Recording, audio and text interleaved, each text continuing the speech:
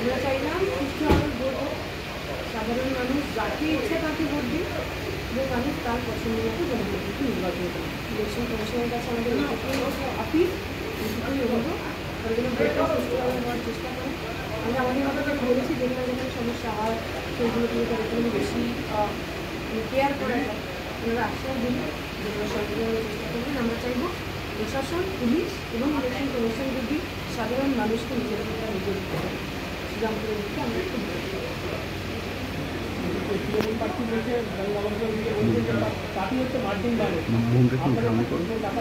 এমন চাপ যেটা তোমার নিজের জনপ্রতিনিধি নির্বাচিত এমএলএকে গাড়ি থেকে নামিয়ে দিতে হচ্ছে। শুধু নির্বাচনে মার্জিন বাড়ানোর চাপেই যদি এমএলএকে নামিয়ে দেন, এরপরে যেটার চাপে আমি জানি না, আমি তো নিজেই নেমে যাবেন। তো উনি কী বললেন তাতে আমাদের বিশেষ কিছু যায় আসে না। 15 বছর ধরে উনি কিছু বলেননি, 15 বছর ধরে শ্রীরামপুরের সাধারণ মানুষের জন্য উনি কিছু করেননি।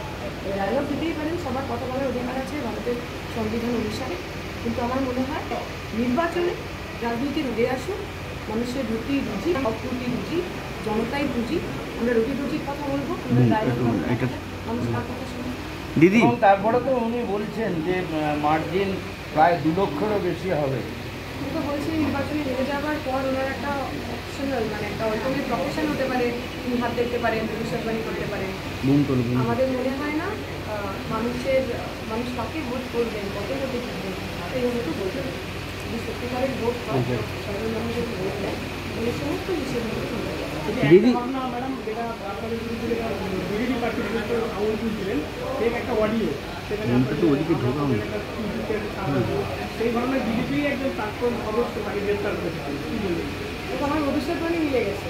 আমি ঠিক 2 দিন আগে বলেছিলাম, আমার একটা খুব ইডিওটিক একটা ক্লিপ ছিল যেখানে তিনি বলছেন দীপশিতা তার নামের আগে কমরেড লিখলেন, অতএব যে ব্যক্তিগত আপলোড হয়েছে তার নাম কমরেড, তাহলে এর পিছনে দীপশিতাদের কথা আছে। আমার বলতে ইচ্ছা করছিল উনি ওনার নামের আগে স্ত্রী লেখেন, তাহলে কন্যাশ্রী, যুবশ্রী, যতগুলো স্ত্রী মমতা ব্যানার্জি দেয় তার সঙ্গে কি খুবই রকম যোগাযোগ আছে? মানে এরকম কথা যে কেউ বলতে পারেন একজন প্রাপ্তবয়স্ক মানুষ। আমি তখনও বলেছিলাম যে আপনারা এফআইআর করুন, সাইবার ক্রাইমে আপনারা অভিযোগ করুন। আমরা তো এখন সব উন্নত হয়ে গেছে, কোন আইপি অ্যাড্রেস থেকে আপলোড হয়েছে, কোন লোকেশন থেকে আপলোড হয়েছে, সমস্ত কিছু পাওয়া যাবে। তো আমি বলেছিলাম আমার মনে হয় ওনার দলের লোকেরাই এইসব আপলোড করছে, যেহেতু বিজেপির প্রার্থী বিশেষ কোথাও কিছু হচ্ছে না, একটু ফুটেজ পাওয়ার জন্য তারা নিজেরা এইসব করছে। দেখা গেল আমি বলেছিলাম সেটাই ঠিক হলো, আমার ভবিষ্যৎবাণীটা ঠিক হয়ে গেছে। ওনাদের দলের লোকেরাই ওনার বিরুদ্ধে এই সমস্ত কাজ করছে।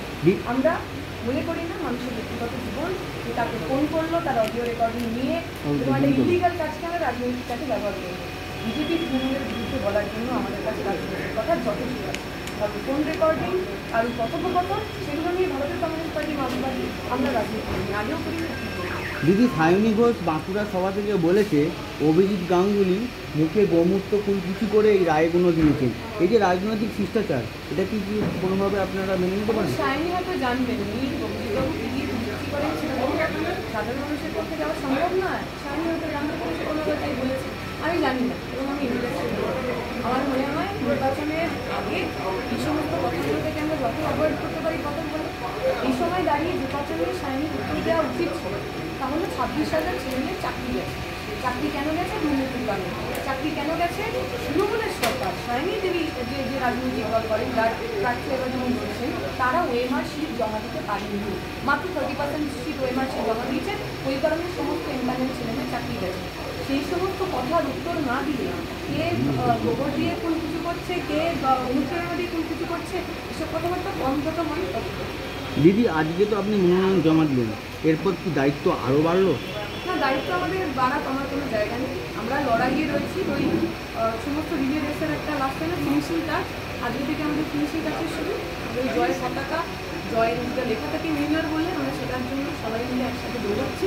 আগামী 4 তারিখ আমাদের সমস্ত এই এতদিনের যে পরিশ্রম, সে পরিশ্রম সফল হবে এই আশাই পাওয়া। Thank you.